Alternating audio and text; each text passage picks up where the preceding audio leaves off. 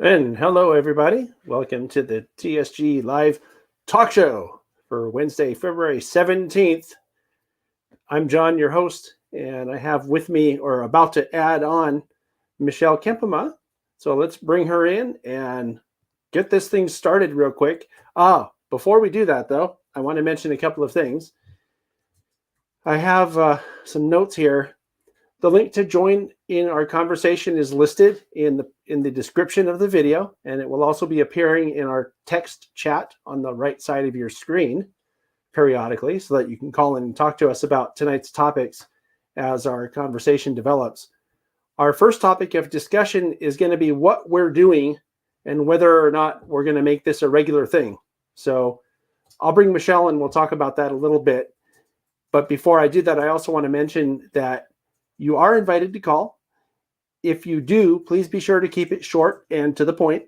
And if you wish to participate, you have to be sure that you're logged into your YouTube account first. Make sure your webcam is on. Make sure that your microphone is working. Make sure that you're calling from a quiet place and this is really important, and I always mention this as being very important, have the browser window that has YouTube playing either muted or closed. Because if you have it open, it'll create an echo effect or a delay echo effect that it makes it very confusing to try to talk. And it sounds pretty bad too, usually. The other thing is, please be sure that you know what you want to talk about before you call in. Okay, now let me bring Michelle on.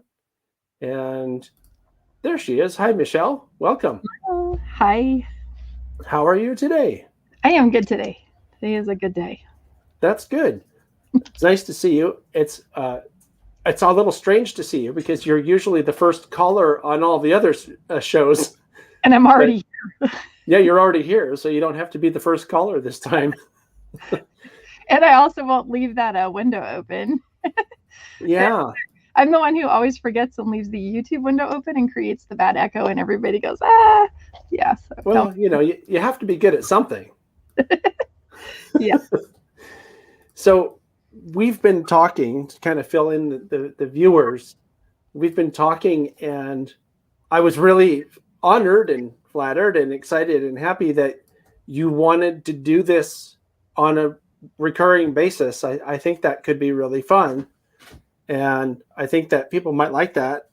So our first sort of topic, I guess, is going to be what will we do?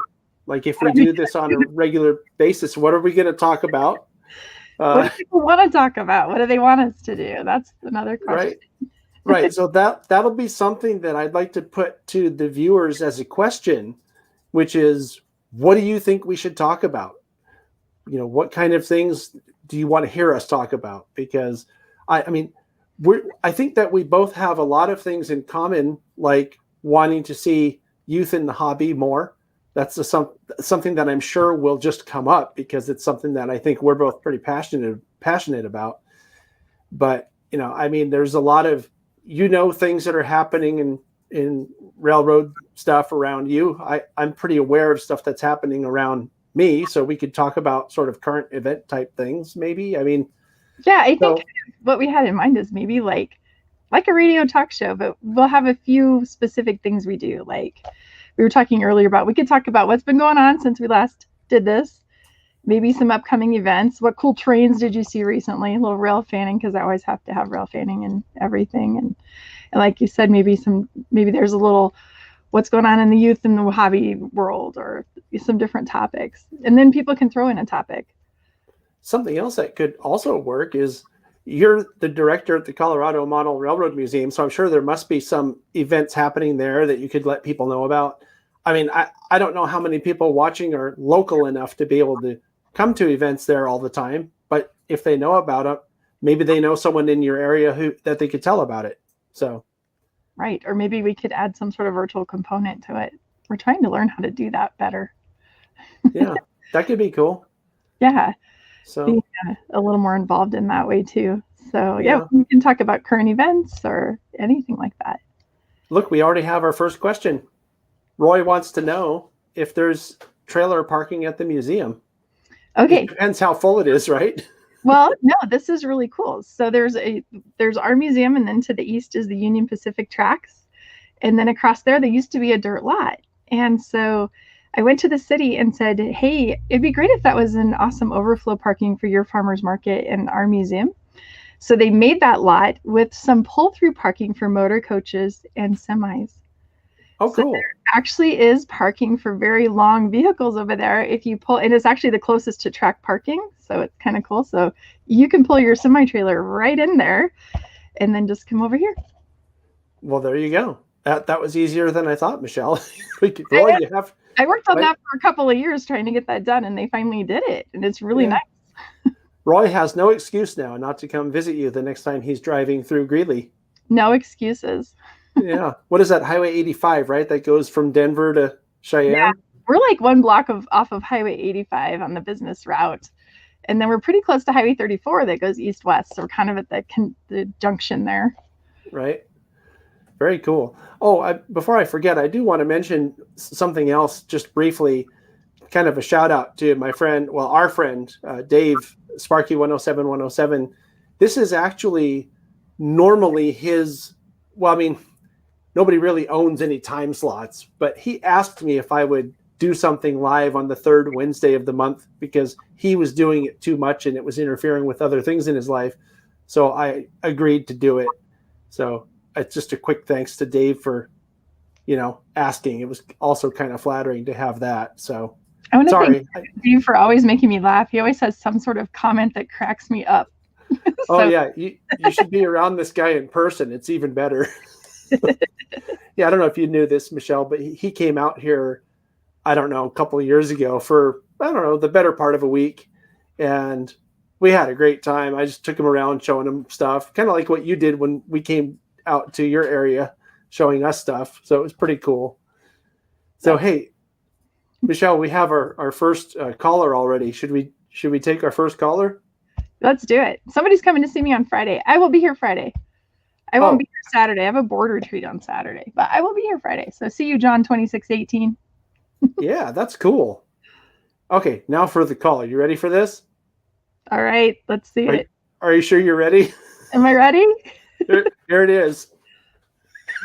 Oh, it's bro. It's bro. I made it.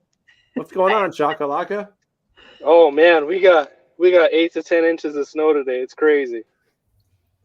You got 8 to 10 inches, huh? Yep. Wow, I did. I tell you, I actually made a comment today to someone. I said, I think my job title should be executive shoveler because I shovel the snow here like every day. I'm an executive shoveler.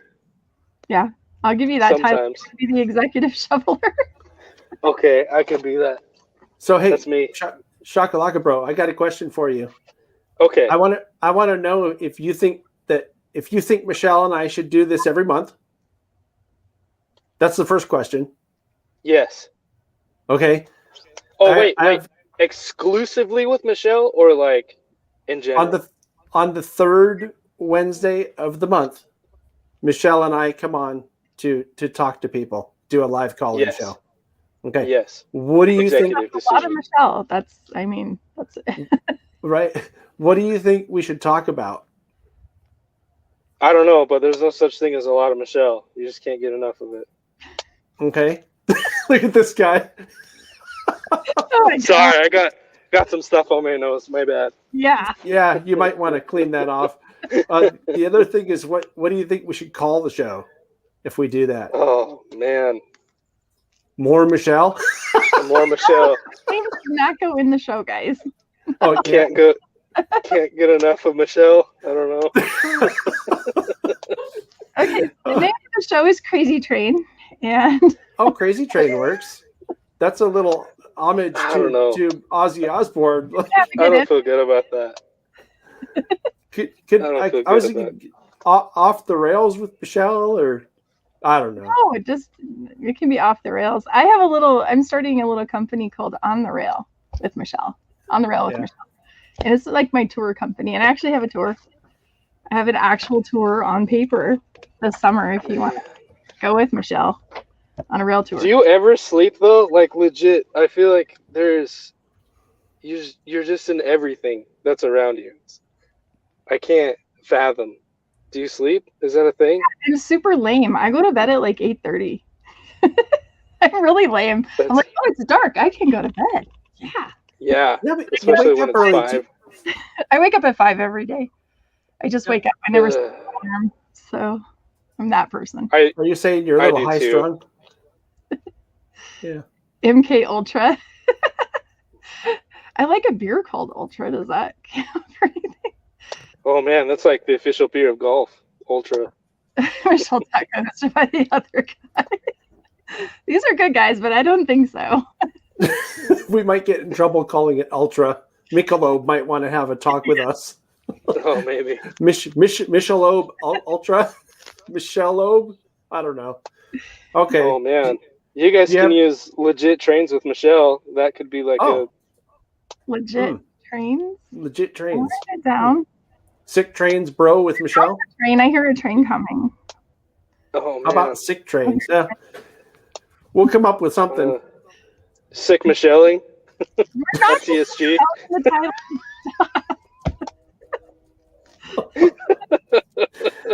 Well, yeah, we'll come up with something. Do you have any questions for us today, or because we got another caller calling already? Oh man, listen to those trains. Pacific joins our show.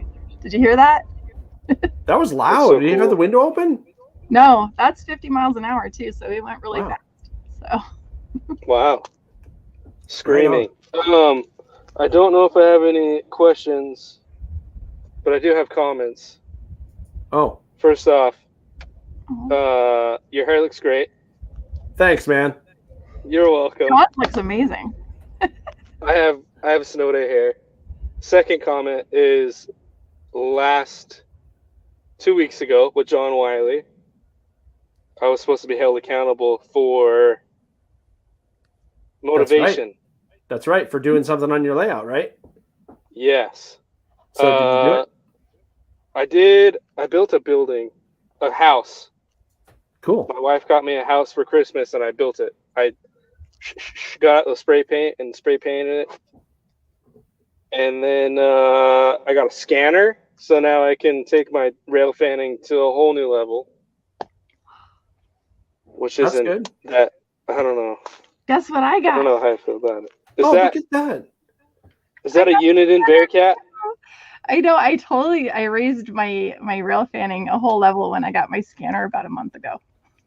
It's legit, but I cool. feel like it works better if you're parked in one spot versus driving around.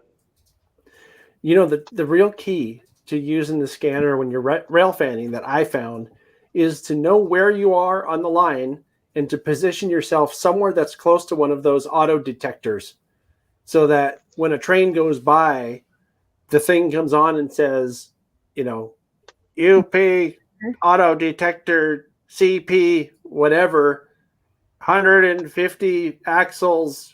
It tells you the heat, the temperature. And John, you need sorry. It's like milepost. It'll say detector milepost 14.2 axle count, and then I'll say no defects or whatever. Right, exactly. That's you know it better than I do, but I've heard it a lot. I just can't remember anything.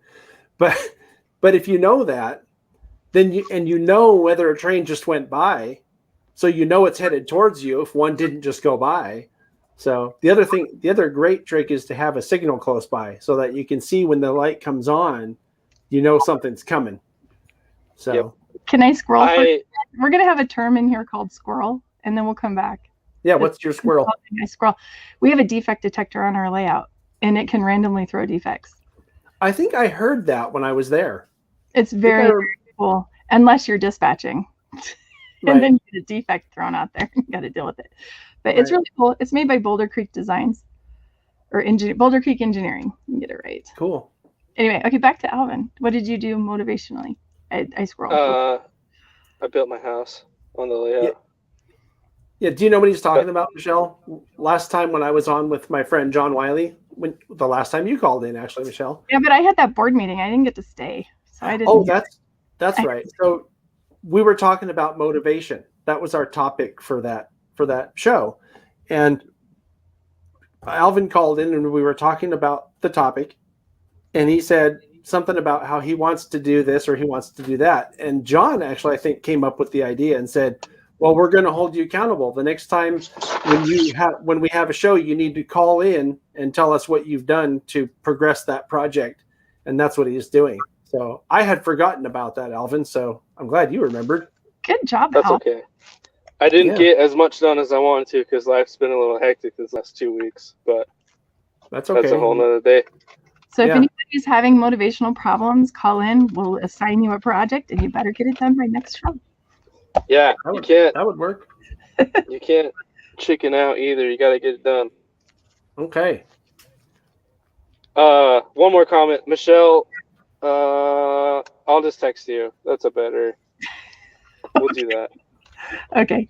Yeah, just that sounds good. Yeah. All right, man. All right. We'll talk to you later. All right. I got work to do, so I gotta go. Hey. This snow's not gonna shovel itself. I gotta. All right. Talk to you later, Alvin. Thanks for calling. Okay. Bye. See ya. I thought you'd enjoy it. Do you think there are topics that people want to talk about that just don't get talked about on other shows? Like, is there something that's missing from other shows? That's something we could do. Somebody's got any ideas? I think that's an awesome idea. So anybody that has an idea about that, what's a topic that doesn't get talked about? I like that, Michelle. Wow, you're smart. I wish I could come up with stuff like that.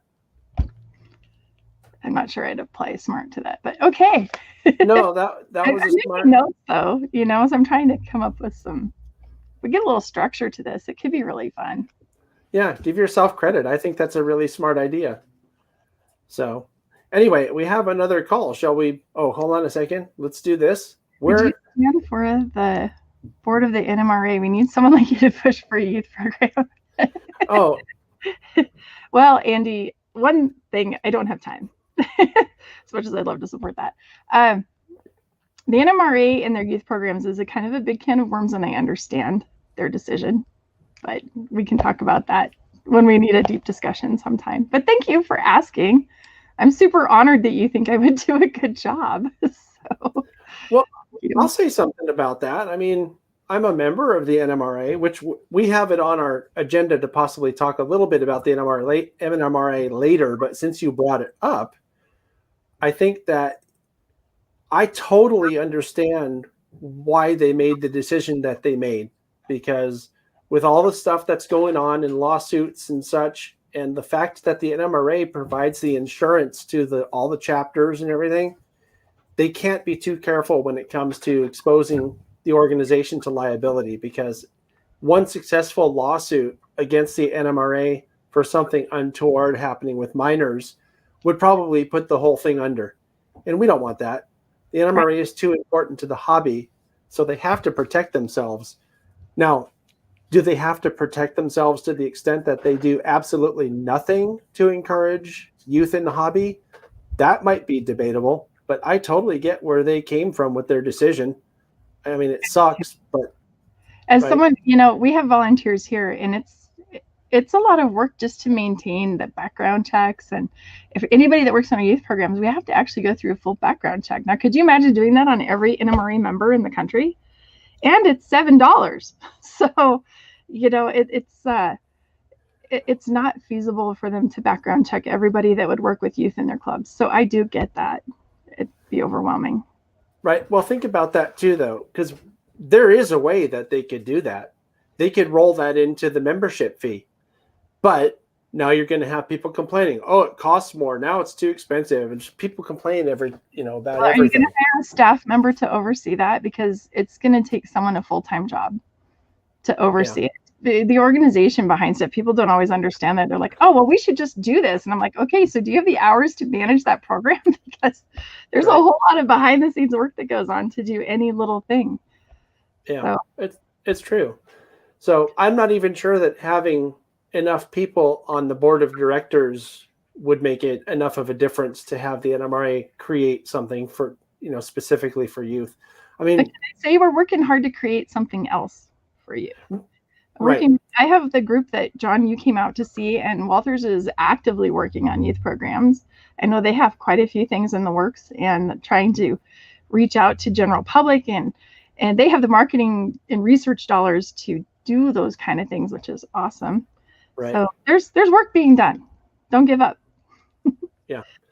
We missed that last comment about when things go wrong. Yeah, and I thought that was a good thing to talk about too, because I think Heath has a point. Can you bring that back by any chance? She's searching for it now. It had to do with, and I've talked to Heath about this before, things that go wrong and what to do about it. And I'm pretty sure what Heath is talking about is when you're doing a how-to video, for example, most of the videos that people do show just the successes and they don't show the challenges.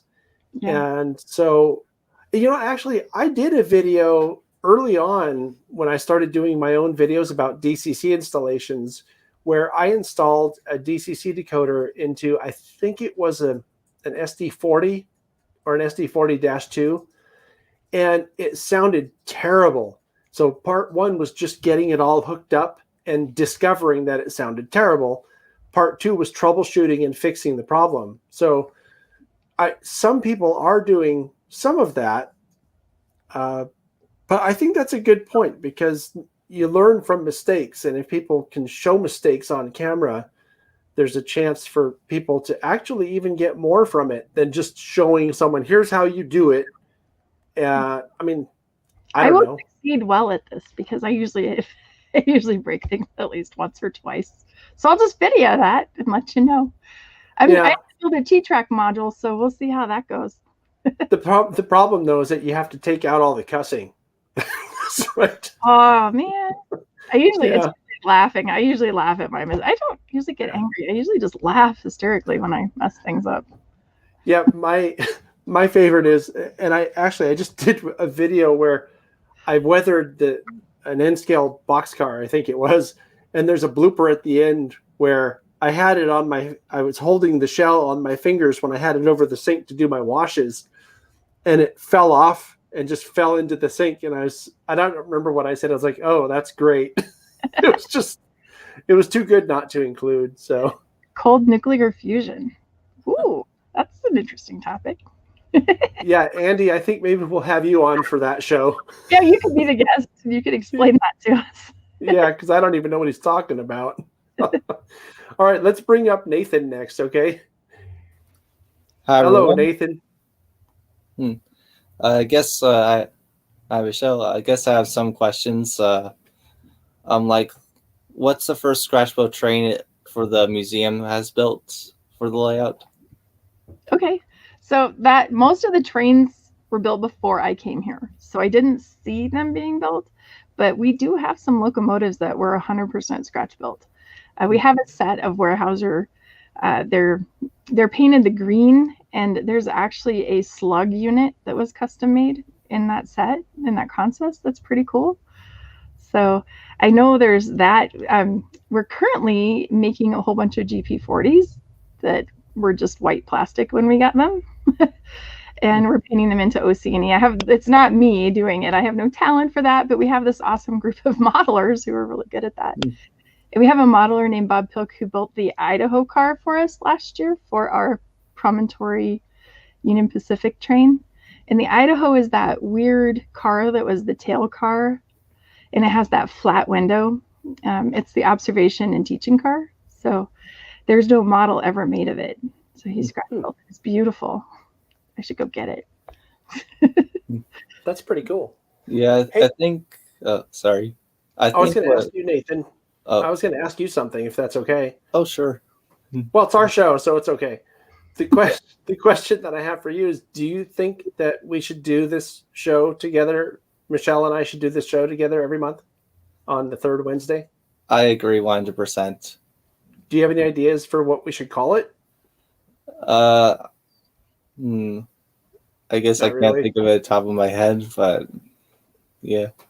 Okay. I guess the second question is, like, let's say if somebody like brings a whole bunch of trains to the museum, like, and say, hey, can I run it? Is there some restrictions on that? I'm curious. There actually is restrictions on that, mainly because we have a massive system with tons of consists, and And individual people volunteer after you've got 200 hours of volunteer time. You can bring a personal train if it meets our standards. So it's going to have Katie couplers, steel wheels. You have to have a resistor on one wheel of every car. And, you've got to be able to use our system. However, what we do for our guests who bring trains, because I don't want you to be disappointed, we'll do some photo ops for you. We have places in the layout we can set things and do photos. I had a kid come in on Saturday, and his name is Gordon, and he brought his box with his 1943 in it. And I'm like, you are a kid after my own heart. And he said, well, I just wanted to know if I could take a picture with it in here. And so we put it up on the layout, and he still had it factory set to 3. So we were able to actually move it around our yard for him. It was really fun and made his day. So made my day too. I had a lot of fun. Yeah. Cool. Let's see. The one thing that can't think of the top of my head. There's a museum of British Pendon that's located in England, and they made almost all their trains are scratch built completely before World War II. That would be cool and amazing. We have an exhibit here that was Caboose Hobbies. It was a huge hobby store in Denver. They actually hold the world's record for the world's largest hobby store. And when they closed, we have their sign, and we got the things that they had been keeping since 1936. And most of them are little kits. And I open it up and I'm like, this is a box of sticks. I have no clue how you build something out of that. I'm so impressed with anyone. Hey, Michelle, that. We have a squirrel comment. That was me. That was you, Jordan, that took the 1943 recently to the museum? Was that recent? No, it was Gordon. Unless Jordan is 12. It was a kid named Gordon. Oh, because Gordon and Jordan sound almost the same to me. Yeah, I wasn't sure. His name is Gordon with a G. Okay. I don't mean to sound mean or anything, but is it the museum kind of strict of what certain trains can run on there? Like I was with a part of a modular group that was fine with running almost anything, and then somebody else took over and said we're only running a certain amount of trains for a certain time period. Okay, so this is a little bit of history and growth for our museum. You care if I give you a little story? Oh, sure. So Dave Trussell built this layout. It's the Oregon, California, and Eastern Railroad, and it is the fall of 1975. So he basically started with a very specific, very prototypical, with some imagination in their railroad. So we have Otsini locomotives, Southern Pacific, Western Pacific. That's pretty much it, right? And everything has to be 1975 or older.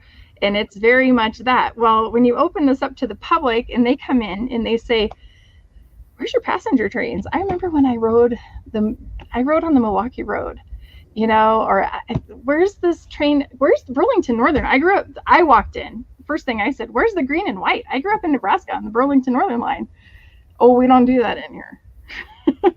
Well, over time, we realized that if this is about visitor experience, people want to see what they know. And so we came up with a way that the museum owns the OC&E. We have a very specific prototypical railroad, but our volunteers have amazing trains of their own. And so our volunteers, after those 200 hours, can bring in, we'll have a Mopac passenger train out here, the Rocky Mountaineer from Canada. One guy has the entire, the cruise ship, the Princess cruise ship train that goes across Alaska. He's got it. It's beautiful. We have blade trains. The only thing we really don't see is East Coast, because most of our volunteers are not East Coast. So you don't see a lot of Pennsylvania on here or any of those short lines on the East Coast. But we do have a lot of Erie and Lackawanna. We got somebody who loves that. So, did that answer your question? Yeah, my dad actually works for a company of making decals, and one time someone says, "Here we go," and it was a complete mess. And basically, he redesigned it and put on a modern New Jersey Transit locomotive as a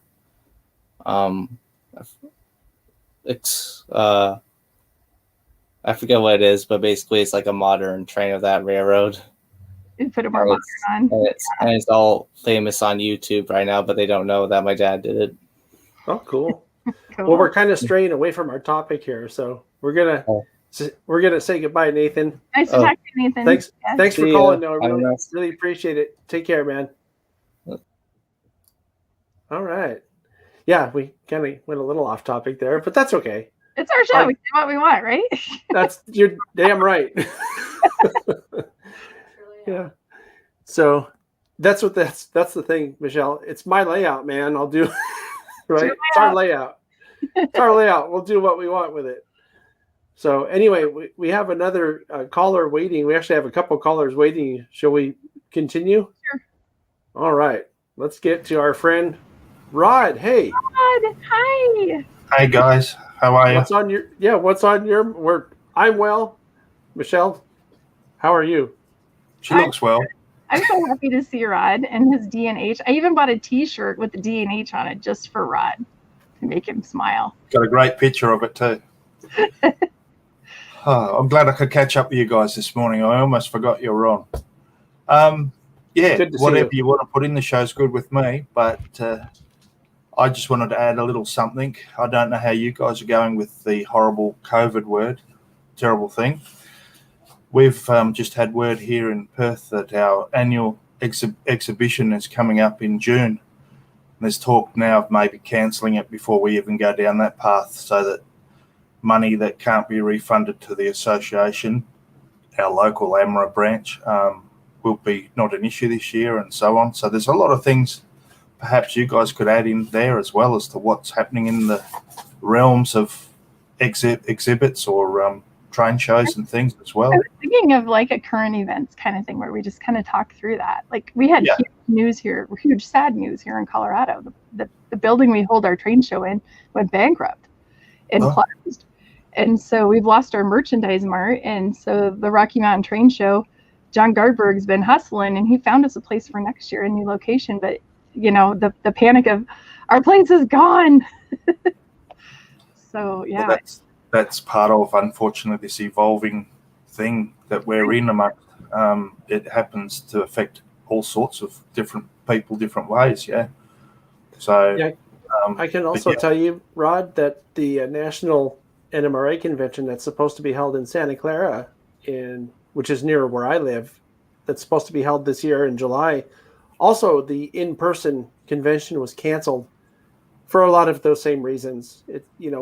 We can't make travel plans, and we can't reserve halls and rooms and all this stuff, not knowing if the county health department is going to say there's no getting together in groups larger than 10, which has happened to us many times during the past year or so. So we had to cancel the in-person convention. And this is something I was a little perplexed by. They made the announcement that the convention was canceled, but nobody said, but we're planning to do a virtual convention. And I'm actually involved with some of the planning on that, and I'm really excited because we have a lot of really cool stuff in the works that I don't think has ever been done before. So it's going to be, we're going to try to make it just as good as an in-person convention, or as close to as good as an in-person convention as we can. And it should be really great. I'm really excited about it. That sounds interesting. Maybe I can catch up with you at a later date and find out some of the things you're thinking of doing, and I could suggest we do the same here in Perth, because this will be the second year now that we've had nothing. And a lot of guys are itching to have something. You've got to have your train show. Yeah, so it's kind of a difficult situation, because you have to take into account, that the people who are at the highest risk, if they catch COVID, the highest risk for mortality, well, they tend to be the people who would be at shows like that. So you got to be smart, and I think they did the right thing canceling it, just to be as conservative as possible, because you don't want to play around with people's lives like that. No, and that's what the question's being asked now. Is it really worth planning it and going ahead with it? One, for that very reason, that if it is still in place, you are going to have the risk of people getting sick. We have been very fortunate here, as I've said to you both before on various occasions, but Through trains. It can happen any time, and that's the thing. There's no guarantee. There's no guarantee in life. But the other thing is the financial side of it. If we pay to have the place booked in, and then it does happen, we've lost our deposit, and that hurts. That hurts our small local NMRA branch very much. So. Yeah. So I think they're doing the right thing by being conservative about it. Here's the good news. Okay. At least from everything that I've been reading, it appears like there's a light at the end of the tunnel now, because now, at least where I live, they're distributing the vaccine, and a lot of people are getting the vaccine right now. I'm thinking that probably by mid to late summer, it's going to be full herd, what they call herd immunity, where it would be totally unlikely to catch COVID from going out somewhere. I mean, people probably still will want to wear masks, especially if you're not feeling well, because you don't want to pass anything on to somebody else. I mean, right? Just out of, I guess, courtesy to other people. But once herd immunity is reached, at least for COVID, and I guess that there's going to be my understanding is that there's going to be a booster shot, like you could get your flu shot or your tetanus shot or whatever. Every year there will be a booster shot for COVID, at least until they're convinced it's gone enough to where it's not a risk for an outbreak. So there's a light at the end of the tunnel, and that light is only months away. So I don't think it really behooves any of us to rush to get back to what we call normal when we can do it more safely. And, because I'd rather than rushing out to get back to normal and losing friends like you or Michelle, because we were in such a rush, I would rather wait and know that I'm going to see you when I go to the next one. Exactly. And I think that's the point. It's only a few months before they start rolling it out. By this time next year, hopefully it'll be well established that it's worked or not. And we'll have a sense of security to go forward then. But in the meantime, just to err on the side of safety, I think that's what the consensus is here, though. Yeah, I'm under the impression that Australia is doing a really good job about erring on the side of safety. So it's very good. Well, we've been very lucky that we're an island, so we're isolated to a great degree. Most of our problems have come from people coming back, and we've had a few little mishaps, but for the most part, we've been very lucky. Cool. It's been interesting. Sorry, Michelle. Oh, it's been interesting seeing the different virtual shows and their formats, and the NMRX, started off the first one with their couple days of NMRAX, just the worldwide one. And then some other train shows have done the virtual, and Amherst did their virtual show, and they did short segments, which was really different. And so the Rocky Mountain Train Show, which was canceled a long time ago, it's the first weekend of March. They're just going to do like 4 to 6 hours. And they're going to do just short 15-minute things, except for the Union Pacific Steam Update by Ed Dickens. That one will be an hour. That'll be the last hour of the show, because he always presents there. So, and correct me if I'm wrong, Michelle, but the NMRA one, that was recorded as well, so you could watch them anytime, which was great for me. So for one thing, we got a lot of YouTube content that no one would have done without COVID. So there is that. Just different. The first train show that I know of that's happening is the third weekend in May in Cheyenne. And they have a pretty big building, and they're spacing everybody out. We're taking our boxcar racing, but the cars they have to be like hand cleaned in between each thing. So like the kids have to put them in a box tray. And so we've worked out the safety of it. It'll be interesting to see how it goes. And they've kind of looked at some of the other shows that have happened. I know in Texas there have been a couple, and seen how they need to space and move people around. It's not a huge crowded show. It's not like thousands and thousands of people.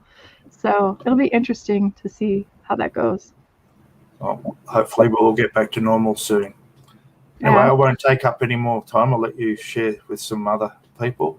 Thank you for the current events idea, though. We should talk a little bit about current events in every show just to catch everybody up on stuff. Thank you, Dad. Thanks, Rod. Take care, man. Hope the recovery is going well. It is. Thank you. Yeah. All right. So we were talking earlier and I believe someone had posted a squirrel comment that was asking what the first heritage unit was that you ever saw. And I thought I would answer that since I thought it was kind of a cool question. I mean, and I've only seen Amtrak and Union Pacific heritage units.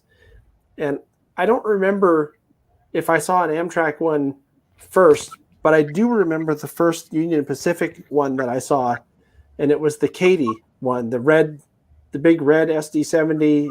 I think they're ACEs, aren't they? With the star on the front. That was the first one I ever saw. I filmed it or recorded it, if you will, out here by where I live on the coastline. And that was pretty cool. I like that one a lot. What was the first one you ever saw, Michelle? Well, I was actually it would have been the 1989 as the first painted heritage of those series that I saw because it was on the Cheyenne Frontier Days train. So the 89, is that? Which one is it? It's the Rio Grande. Oh, okay. But when you said Amtrak, honestly, like, gosh, 10 years ago, I went to an Amtrak event in Denver, and there was a heritage unit, and I bought the model of it, and we have it on our train downstairs. So what year did that come out, the veterans one? I don't remember. So that actually was the first heritage unit I ever saw. I didn't even think about that. I'm just so used to UP in my world. And I have yet to see a BNSF anniversary unit still in real life. I haven't seen one. Yeah, they've been out for a while now, but it's going to be a long time, I think, before I see one because they don't even run around here. Although, I do have to say, they don't run around here. But just recently, a train that was actually a UP train, but it had BNSF power on it. I think it was just through power that they were sending back down south. Was on a bare table train that went down the coastline. For anybody who's in the South Bay area where I live, and maybe you don't know this, Union Pacific has started running bare table trains, or I should say restarted running bare table trains down the coastline instead of down the valley. I don't remember what the reason was for that. I think they just wanted to take that traffic off the valley sub, whatever that's called. I think it's the Stockton or the Fresno sub, and then over to Tehachapi. So instead they're taking them down the coastline a couple times a week. So might be worth getting out there and trying to catch one. But that one last week had 3 BNSF units. None of them was one of the anniversary units, but I just thought I'd mention that because it was kind of relevant to the conversation. I like Jordan's comment. And honestly, that's how I've remembered a lot of history. UP absorbed the Rio Grande in 1989. Let's see, one of them is 1996. Is that the Chicago Southern, or the Southern? I think it's the Southern Pacific. Pacific one, yeah. Yeah. And so it's just that's a cool thing they did. I do have another favorite heritage unit though, just because of just time with it, I guess. The 2001 Olympic unit got put on the local here. So twice a day, it goes by every day all through December and most of January. So kind of fell in love with that one. And that's the one that stopped one day and let me say hi. That's why you like them. They were nice to you. They were super nice. But it was cool to see it every day. So it became like, I don't know, family. Yeah. No, I hear you. That's pretty cool. That's a good question.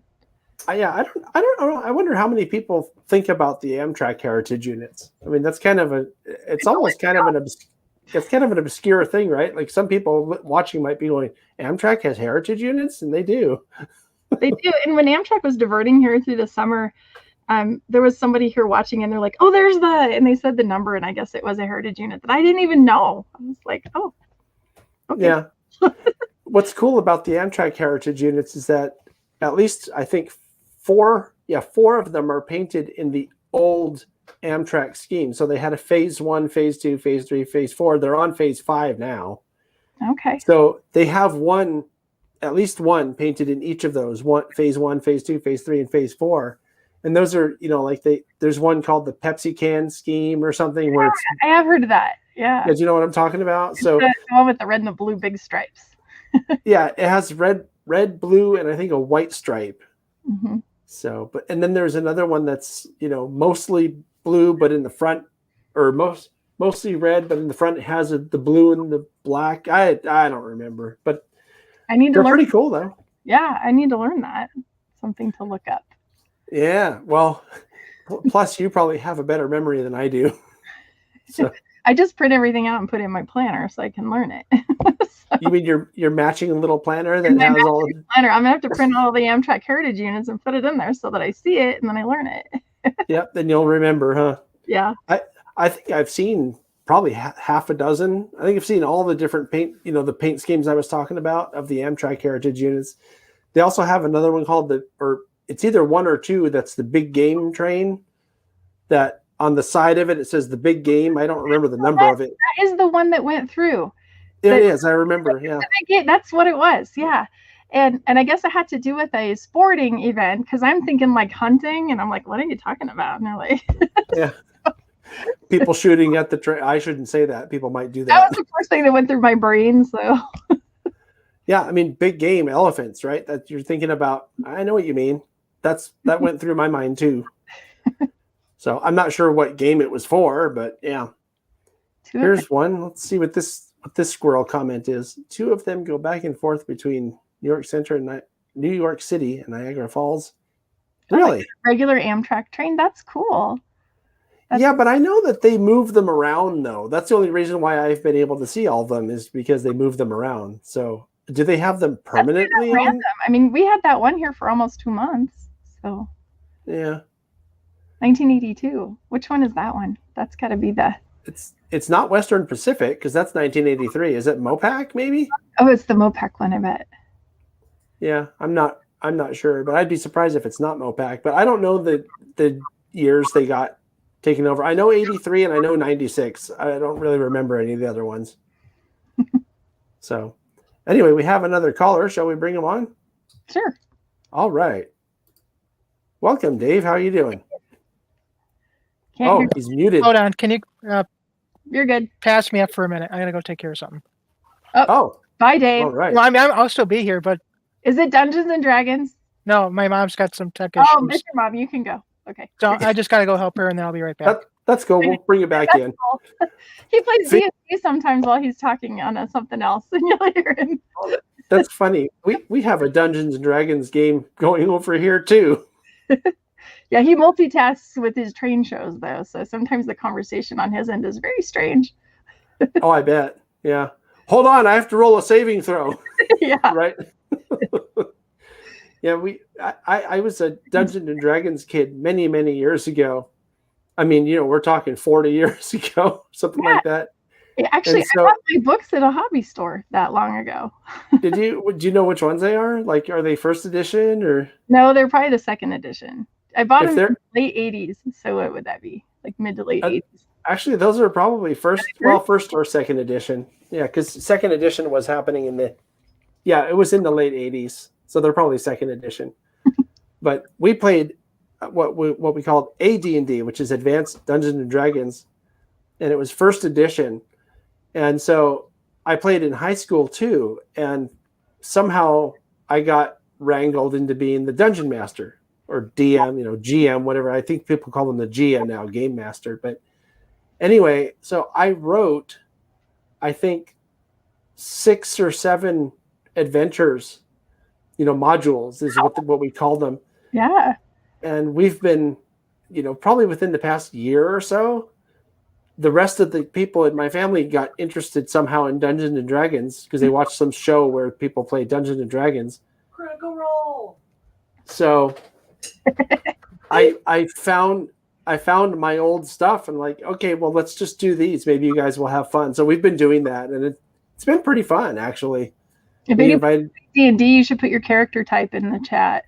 I'm always a ranger, archer, or something along those lines. Oh, well, let's take a look. When I was that show, when I was a kid, I actually had two dwarf fighters and a human druid. So that was a lot of fun. That's cool. And everybody should put their heritage unit in the chat too. The first one you ever saw, if you haven't already. I've been seeing some. What we could even do is people can call in with their heritage unit if they want to. I should mention this. We've been going for a while, and there's probably a lot more people watching now than when we started. What we started out doing, in case you showed up later, is, and this also applies if you're watching this on a replay, because I know a lot of people watch these shows on the replay because they're busy when we're on. So Michelle and I were talking earlier. We thought it would be kind of fun to do a show like this once a month on the third Wednesday of every month. So the first question I asked was if everybody thinks we should do that, and you're welcome if you want to put a comment in the comment section on the live chat now or in the comment section below later if you're watching on a replay, if you think we should do it. The second part of that was, what do you think we should talk about? And the third part of that was, what should we call it? Because I'm bad at names and we're just bad at names. So Andy's confused by D&D. He doesn't know what that is. It's Dungeons and Dragons. It's a role-playing game that you play with dice. Dice and paper. I've never played it digitally. It's always been dice and paper for me. Right. So then I guess we can go back on. What's this? Heritage unit. First heritage. Fucking Southern. Oh, right, because NS has a bunch of heritage units too. I forgot about that. That's right. I think NS. Sorry, Michelle. I think NS has more heritage units than Union Pacific and BNSF combined. So have they been making them over lots of years? I don't know these. I'm gonna have to look these up. Yeah, the NS heritage units look pretty cool. So anyway, it looks like Dave is back. So let's bring him back in and see what he thinks. Welcome back, Dave. Did you get everything straightened out? Yeah, that was simple, easy fix. Okay, so what do you think? Should we try to do this once a month? Definitely. You think so? What do you think we should talk about? Trains, youth and model railroading, youth in the hobby, basically everything that, and even what's been happening around. So basically like in my case, we had 2 major derailments over here in the Chicagoland area, all because of Mother Nature. Mm-hmm. Yeah, this cold's been hard on trains. The whole center of the country is freezing. I saw a really funny meme that said it's like the hot pocket. America's weather is like a hot pocket, cold in the center, and we're on the outside. And see, Michelle, you have 2001 that comes by you all the time. Well, 2002 is over by me. It's in Proviso Yard in Chicago. Yeah, you sent me a picture of it in a huge line of locomotives. It's in storage. Which one is that? The 2002. It's the other Olympic unit. I didn't realize there were 2 of them. Got it. 2001 and 2002, the matched Salt Lake City heritage units. Okay. But my first one, ironically enough, is the 4141, the George W. Bush. And I saw that back in 2008 when it made a special visit out to the Illinois Railway Museum. So I don't know if that counts because it was before 4141 became famous many years later. Well, I mean, I think 4141, you mean when they painted it to be the George Bush unit? It came down as the George W. Bush unit, but it didn't became popular until after he died. After he died. But you saw it painted as the blue and white. Yeah, I sent you the picture, didn't I? I'm sure you probably have. That's cool. Yeah. You know, I do think though that just any unit that's painted something other than armor yellow with red is in a special unit. I mean, like I've called the 1111 a heritage unit, and people make fun of me for that. It's like, well, it's a different paint scheme. I mean, you can like or hate that they did it. That's irrelevant to the question of whether it's a cool paint scheme, because it is a cool paint scheme.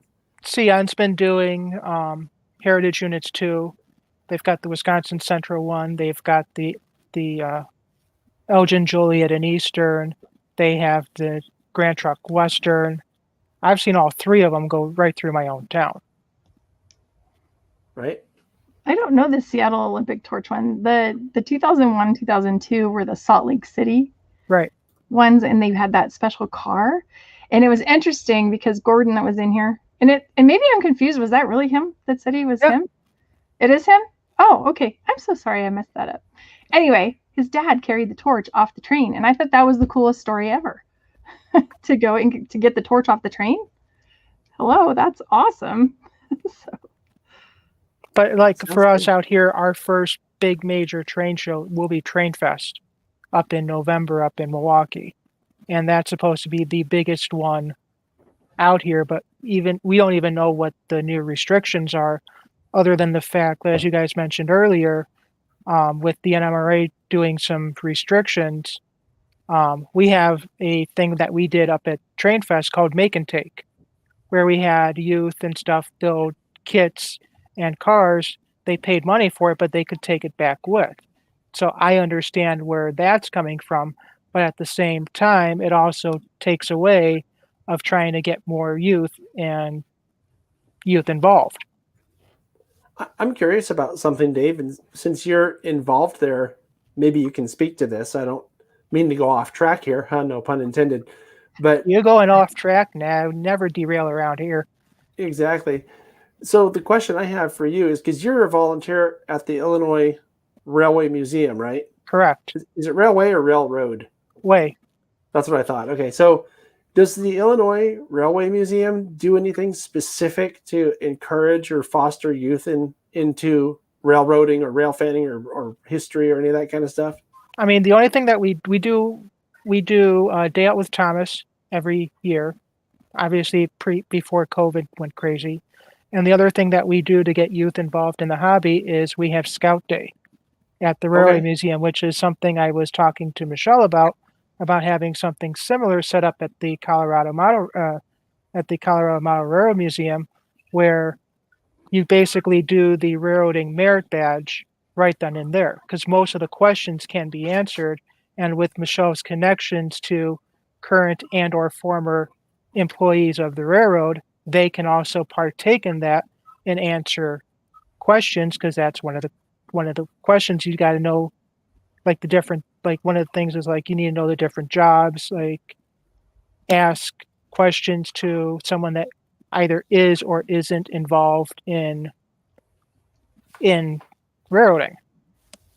So we do Merit Badge University a couple times a year here with different regions, Boy Scouts. We also do it at the Rocky Mountain Train Show. I have a PowerPoint. I made it into a PowerPoint. We also have the books, the handout. It's really fun. I love Boy Scout Merit Badge. I think it's super fun. And we do that up at the museum. We do the flag ceremony. We do everything because we have everything. I mean, we do call someone out from Operation Lifesaver to come out and do a presentation. Mm-hmm. But otherwise, we have everything there. We have signals. We have volunteers who have or are working for the railroad. So that counts. And it's like we have everything.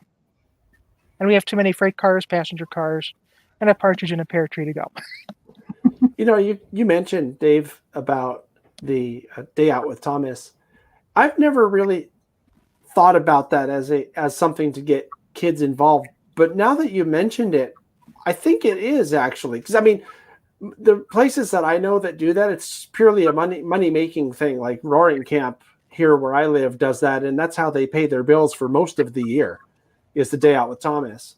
Right? I didn't say that. So I know that that's a big money-making thing, but I never really thought of it. So I'm just saying that is something that can be seen as adding to the possibility for kids to get involved or interested in trains, because they can see this thing that they watch on TV and, you know, big scale in life. I think that's pretty cool.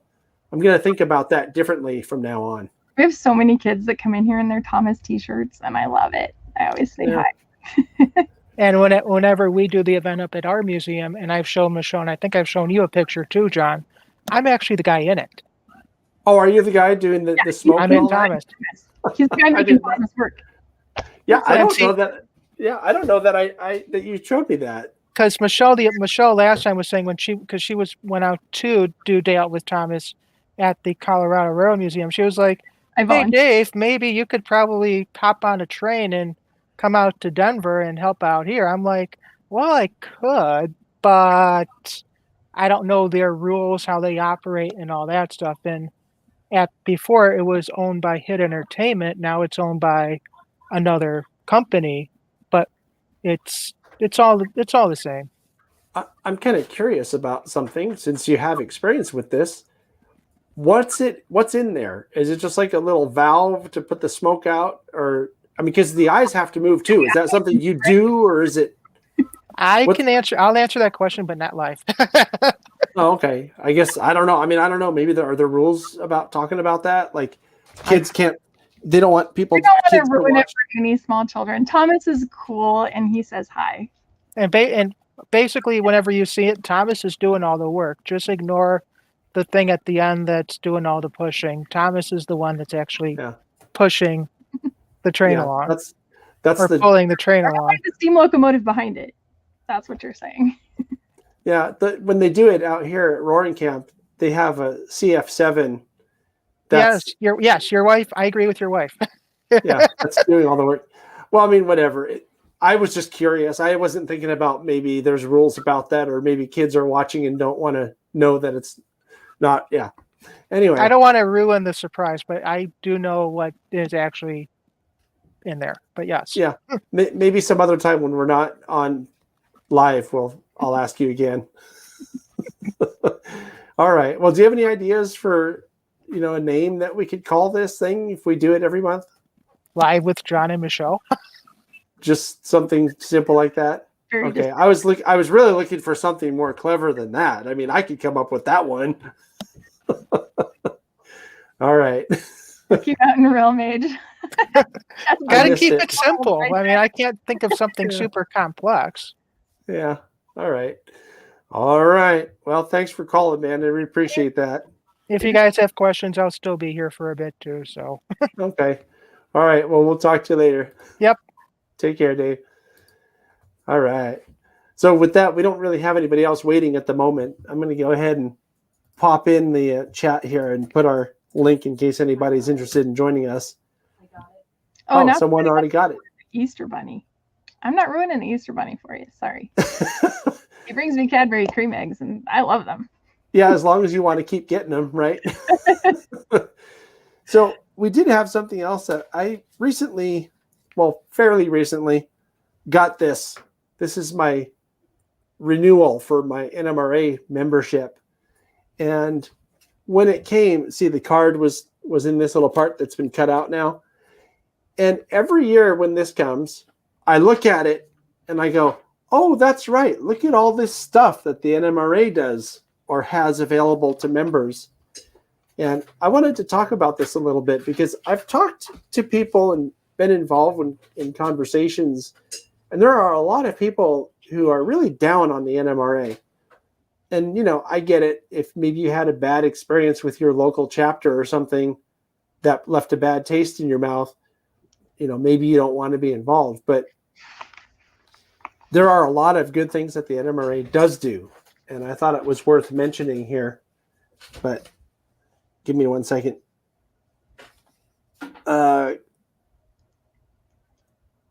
It's up to him, really. Yeah.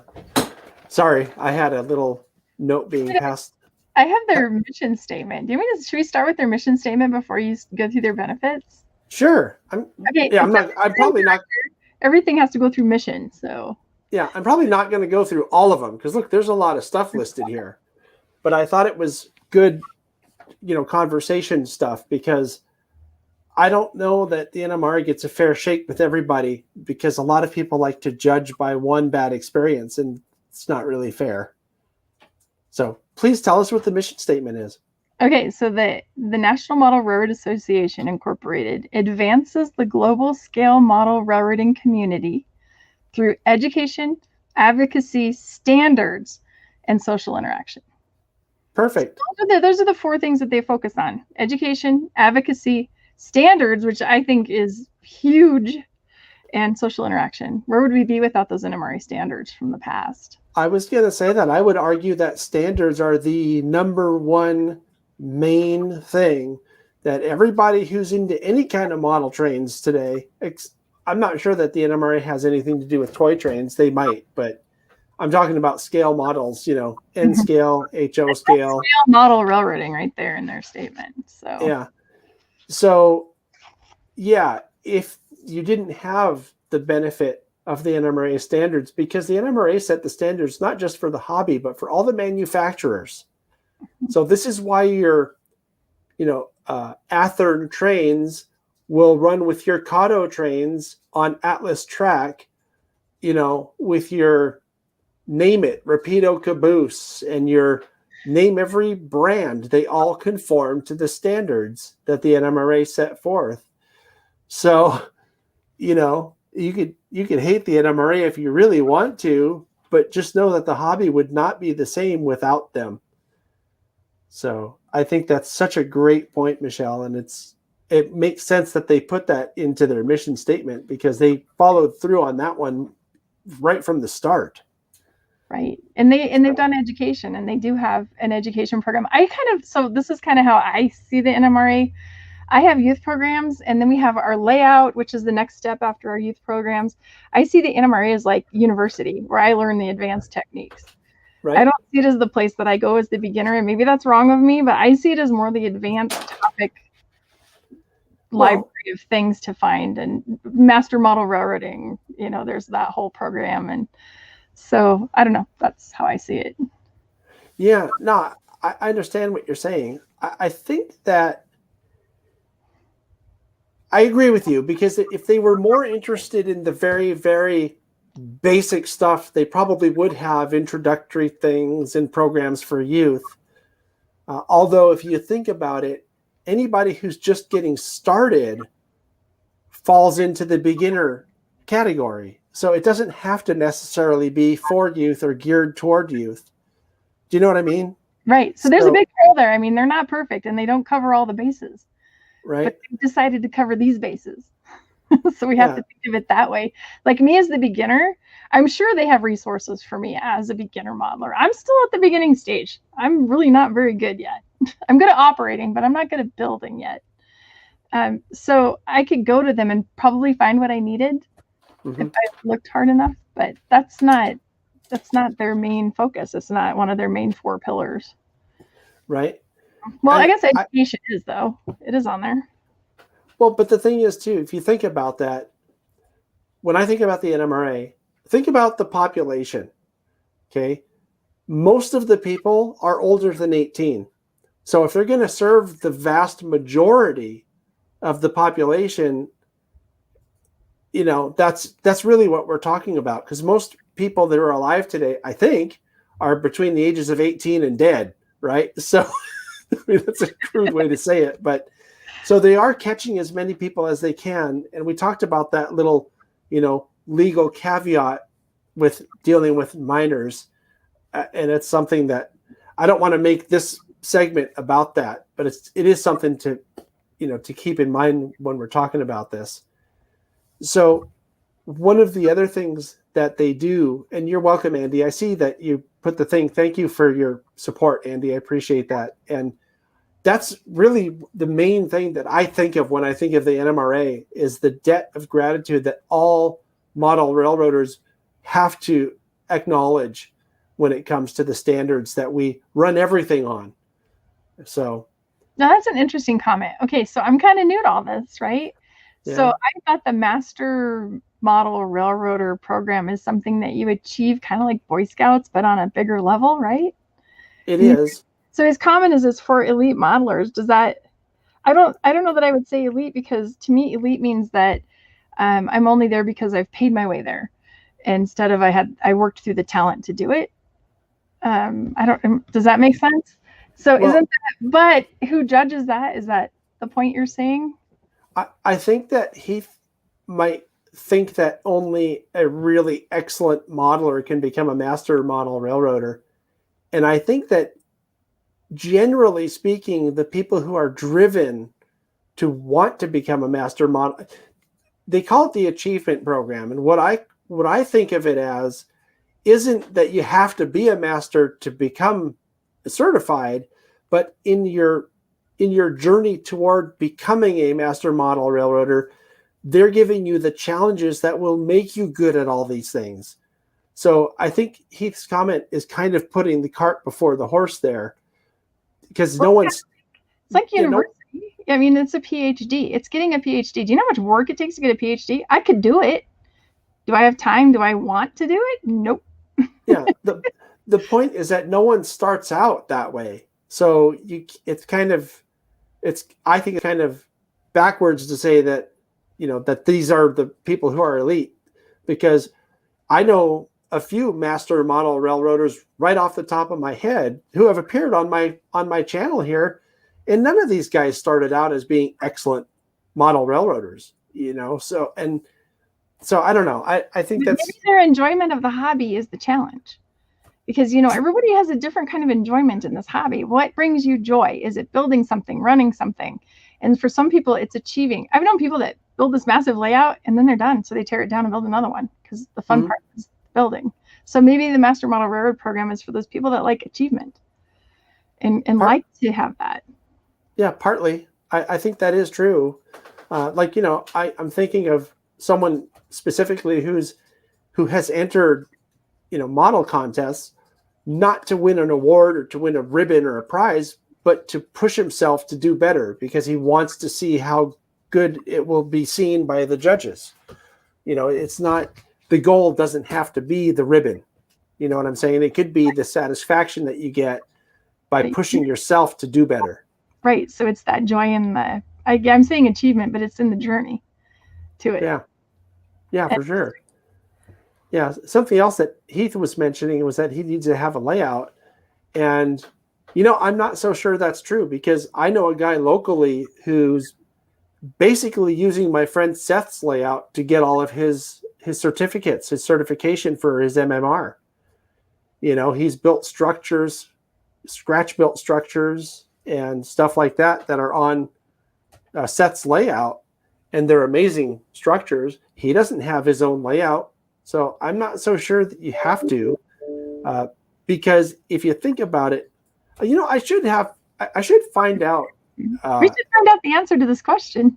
Yeah, maybe if there's a master model railroader, or if there's someone who's involved with the achievement program for the NMRA to call in, because I do have a question about that. My understanding, and I'm pretty sure this is correct, is that so imagine there's like 20 or 30 things to choose from. You only have to complete a smaller number of those things to get your certification as a master model railroader. So you don't have to do all of them. You just have to do the ones that you pick. So I don't think that having a massive layout is a requirement.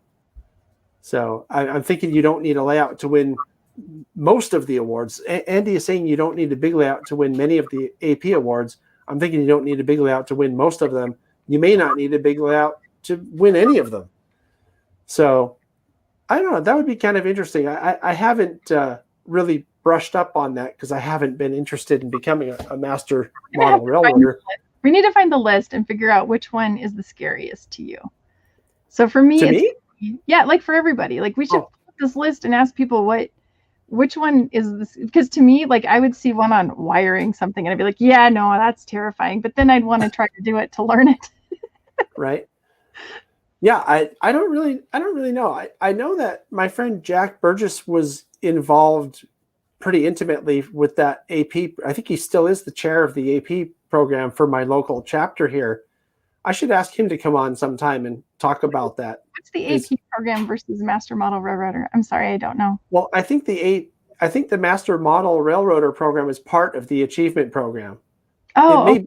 Achievement program. I thought maybe it's for something else. No, AP is Achievement program, and I think that it's all kind of intertwined. Okay. I wish I knew more about it because I don't want to be here talking and not knowing what I'm talking about and telling people the wrong thing. And I recognize that. So maybe we should go on to this list. Yeah, it's on your list. Yeah. I don't want to turn it into a big debate about the Master Model Railroad program. Tell you what, I will see if I can get Jack to come on a show sometime to talk about that because he's a master model railroader and he knows all that stuff.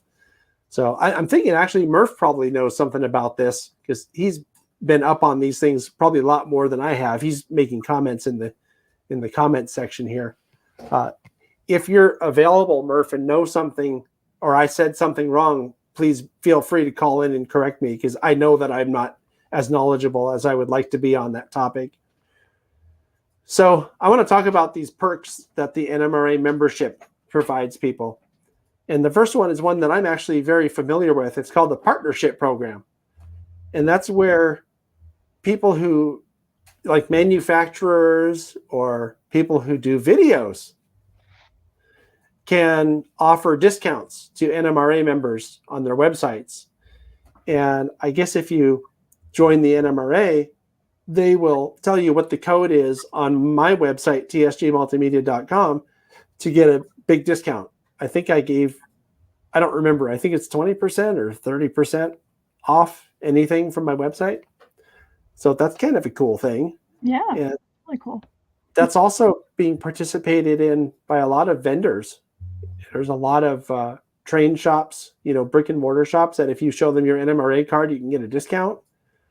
I think you can get them online if you tell them you're an NMRA member, and they'll probably ask you for your NMRA number. So there's that. There's something. Sorry, Michelle, go ahead. I need to go look at that list. I haven't ever looked at that list. Oh, it looks like our top secret producer put in the link. Mm-hmm. That's cool. Look at this list. Yeah, maybe you could look up TSG Multimedia and see what we're offering, because I really don't remember. I just signed up for it a couple months ago. I thought, hey, that's kind of a good idea for people that are interested in seeing these videos that we've done here. There's the Model Railroad Directory. This is finding other NMRA members for layout tours and to talk to them, and maybe you want to find an operating session in your area. Well, that's one way to do it. You can use the directory. And that's something, actually, Michelle, that comes up a fair amount during our live shows. Not our live shows you and I are doing right now, but I've had a lot of live shows where people have said that in the chat window, where they've said, I don't know how to find people around me. Well, here's the answer. If you join the NMRA and look in their Model Railroad Directory, you may find someone around you. And I've known people who have become part of what we call round robin groups, where people will get together at Michelle's layout on Tuesday this week and work on her layout or do operating sessions or whatever. And then next week you go to my layout and we do an operating session or work on the layout. And it's a good way to build friendships.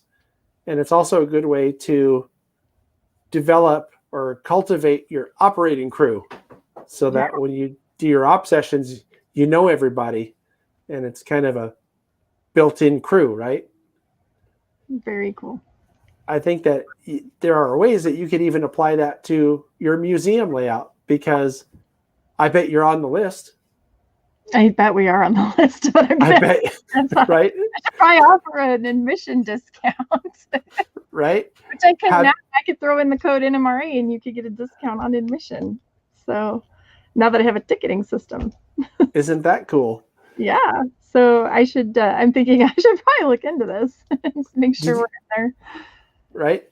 I know we have the National Rail Historic Society, the NRHS. Mm-hmm. For years we have been, if you show us your card, you get half price admission.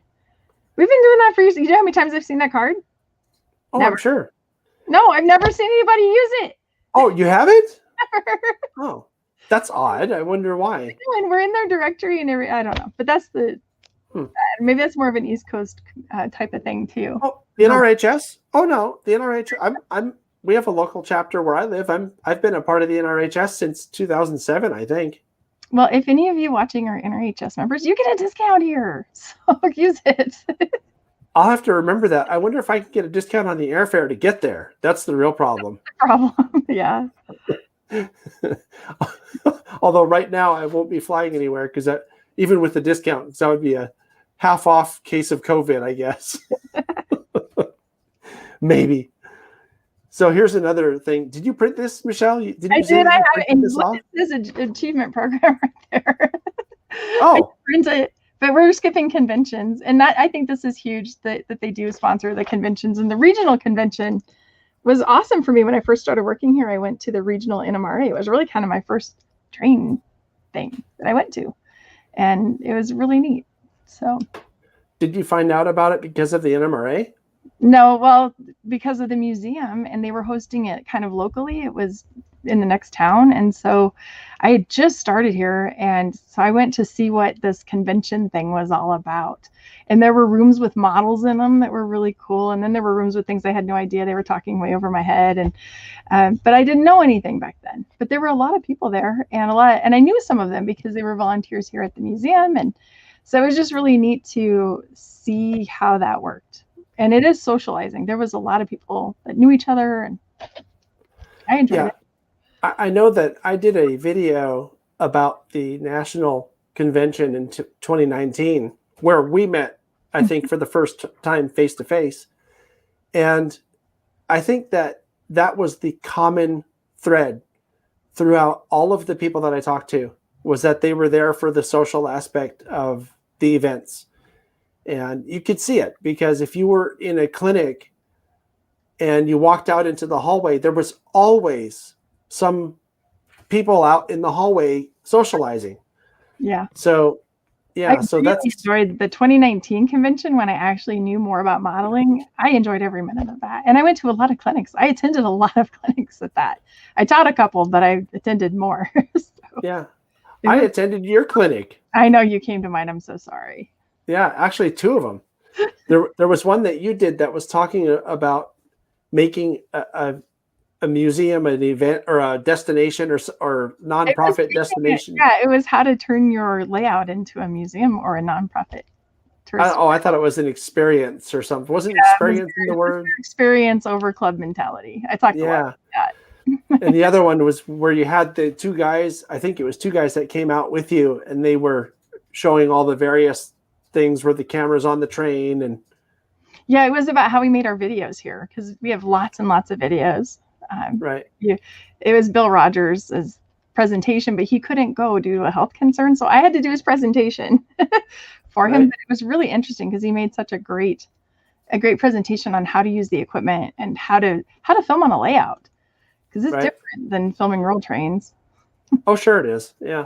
I've actually had people in our local chapter here, it's the PCR Pacific Coast region, ask me if I would do a clinic about making videos on layouts, or photography on layouts, or lighting for video on a layout, and that kind of stuff. And I've considered doing it, and it's possible I might actually have done it by now if COVID hadn't happened, because it was about a little less than a year ago when we were going to have our local meet or convention. I guess it's the PCR convention that usually happens in March, and it didn't happen. So I was looking forward to that.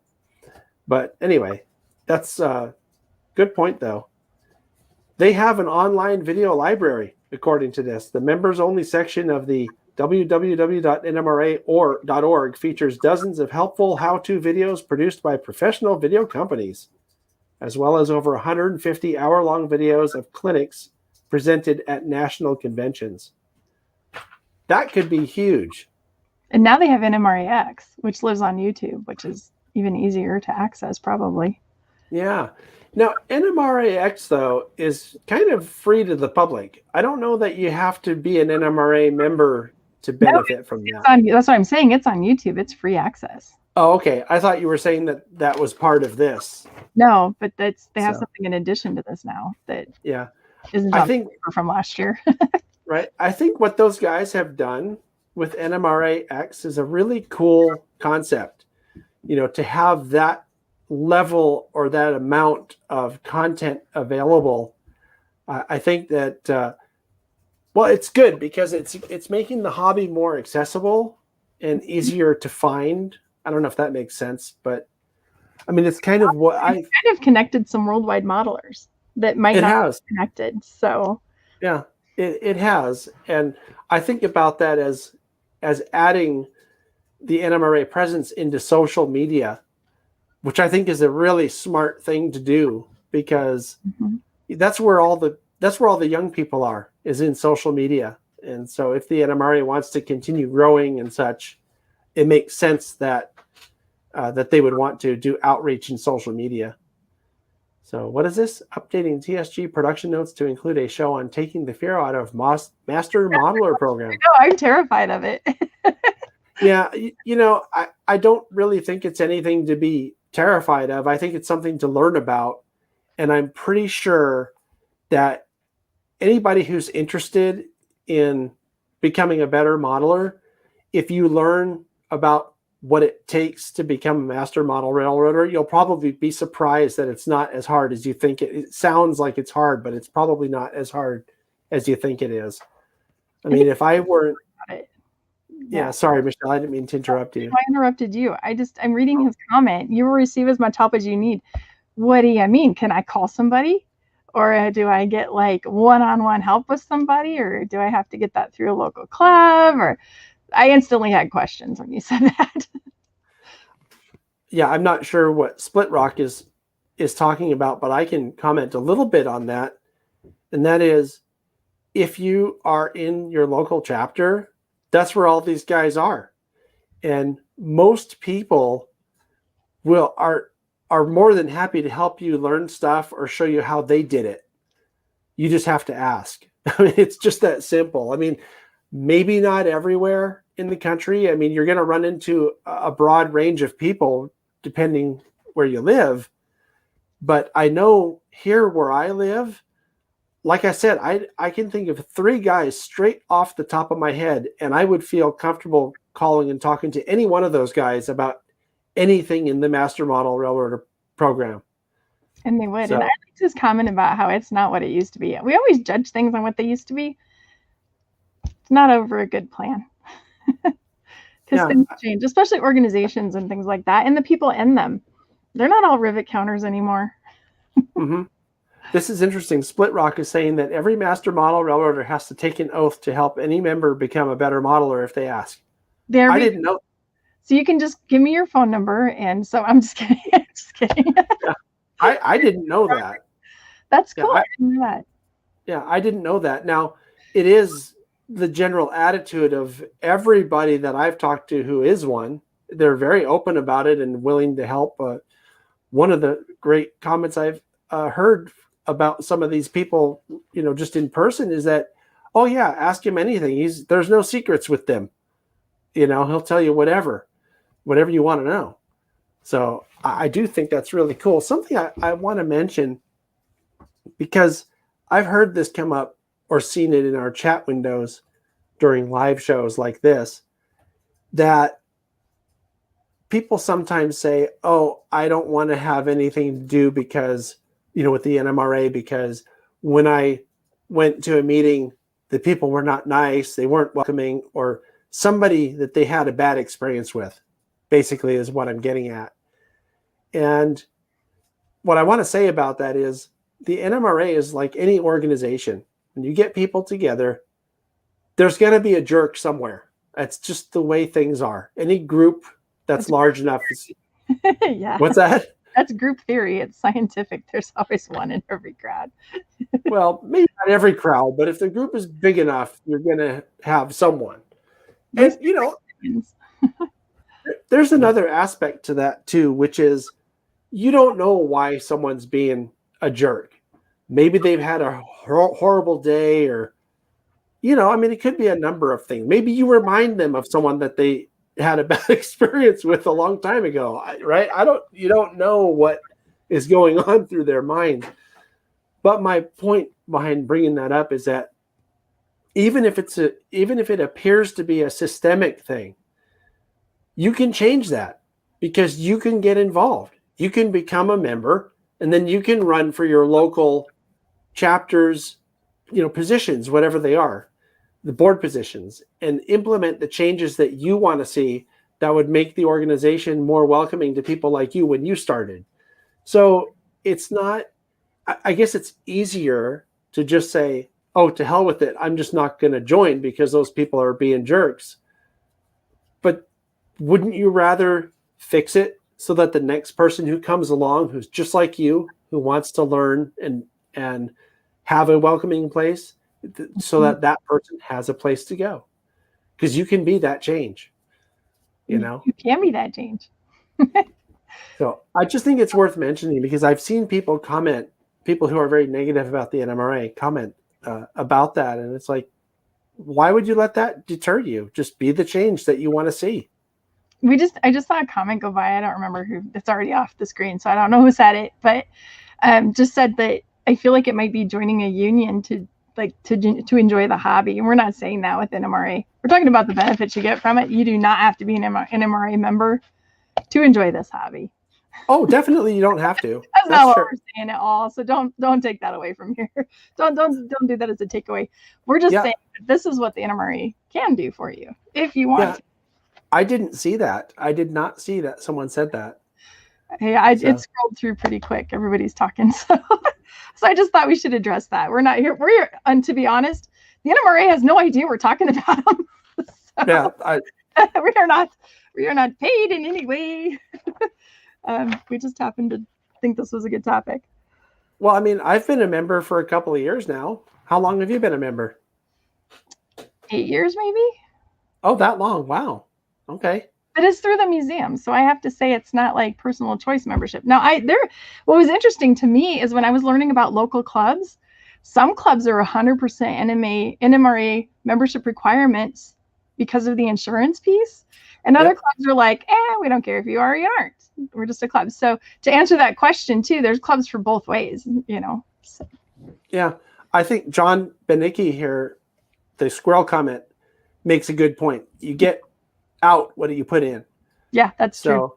That's true. Another thing. I mean, if you were to go to a meet, for example, and just sit there in a corner and not talk to anybody, I mean, you might as well not go, right? Because half of the benefit comes from meeting the people and learning stuff from them. Because if you think about it, there are people that have done what you're trying to do, and you can learn from their mistakes.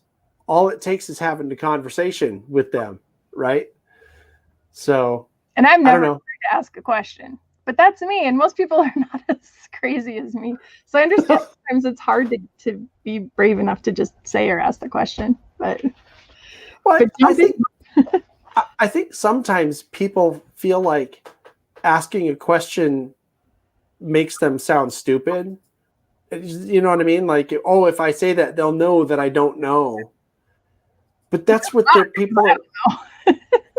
That's what people are there for, to answer questions so that it helps you in your journey to become a better modeler, right? So I'm glad you mentioned that, Michelle, because that was one of the things on the list here. The liability insurance, right? For meets and shows. Meets and shows. Yeah. And I do happen to know that there's, sorry, I think, were you saying something? It feels like there's liability for clubs too. It's separate for meet shows, and then clubs, you can insure your layout, I think, your club layout. Up to $1 million in liability coverage. So, and this is also, these two things about the liability insurance, those are the two things that tie into their decision about, not having youth programs.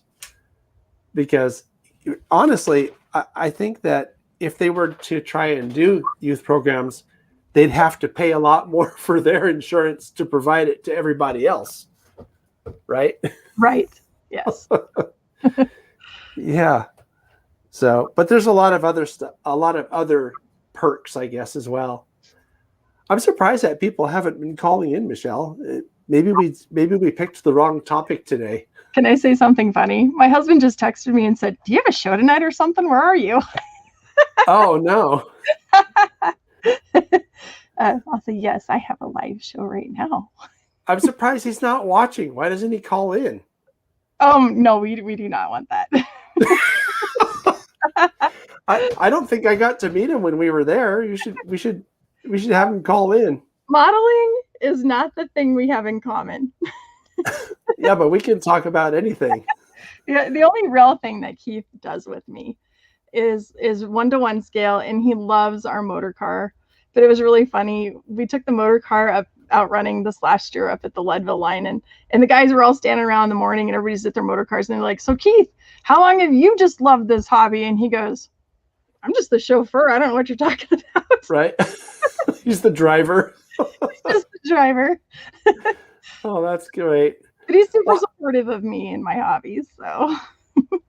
Well, I mean, that's who you want to be with, right? Is the person that supports you. Right. That's good. So there's something to that. I think that's a key to making things work. I get asked. So, okay, I'm going to scroll topic on us. I've actually been asked this by multiple people on Facebook who have private messaged me, and they're single guys, and they're like, "How do I meet a girl like you in the model railroading world?" And it's a legit question, and they're not being most of them are not being creepy. So, and it's a legit question, and I think my answer is,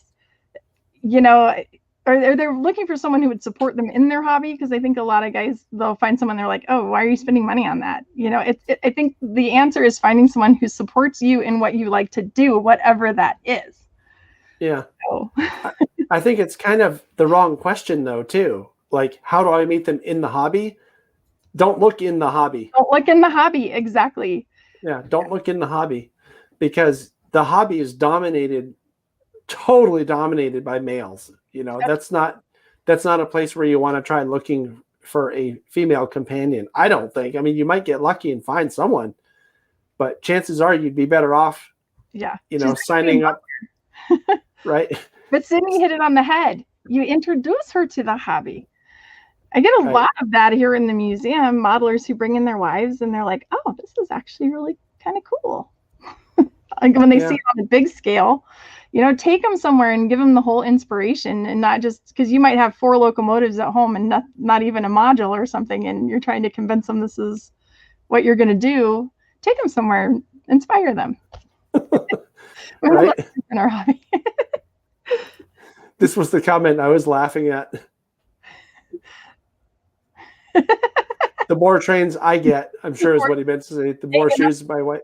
If that works in your relationship, that's awesome, because you obviously have a relationship where you understand each other. Right. So here's another thing that I've heard people talk about that kind of cracks me up is there's a particular friend I'm thinking of who's really just into trains. That's all he talks about is trains. And so he'll go on a date and he'll bring up trains. And if she doesn't, shut it down right there, then he knows that he's got a chance. If she shuts it down right there, then don't even go on another date because that's not the person you want to be with, because he's not going to stop liking trains. Right. So. Oh, see, she quilts and he does train. That's perfect. And Ken had his comment up there. I've seen his wife's painting on their layout. And here's the deal. I love to paint backdrops. I like to paint. So if you can find a girl that likes to paint, look, you can get your backdrops done. How cool is that? Yeah. As a matter of fact, another couple that I know, Steve Hayes and his wife, Norma, they live up in Twainhart. Norma painted a lot of the backdrops on Steve's layout. So that's a great way to partner. If you're out here too, in photography, entering the hobby through photography. Yeah, that's true. That's good. See, and that's coming from a female in the hobby. So there you go. So why don't we bring Mike on? Mike's calling in. Good afternoon, Mike, or evening, I suppose. How you doing, man? Good. How are you guys doing? Can you hear me? Yeah. Okay, good. There's a little bit of an echo on it for me, but I don't know. I don't think you have YouTube on. I think it's coming back through your speakers. Yeah, I have YouTube muted. Do you have any headphones you can use? Or if you can turn down the volume a little bit, it probably won't feed back through the microphone. Are you hearing that too, Michelle, or is it just on my? No, I'm hearing it. Oh, I heard you echo too. Everything is echoing. Do you have any headphones, Mike, that you can call back with? Not really. Oh, why don't you say your piece then, and then I'll stop talking.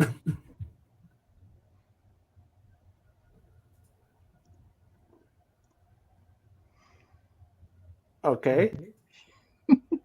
Okay, what about now? Better. You fixed That's much better. Yeah. Yeah. So in StreamYard, there's actually a setting for echo cancellation. So I click that. So Okay. I'm not sure why that's not on by default. But yeah.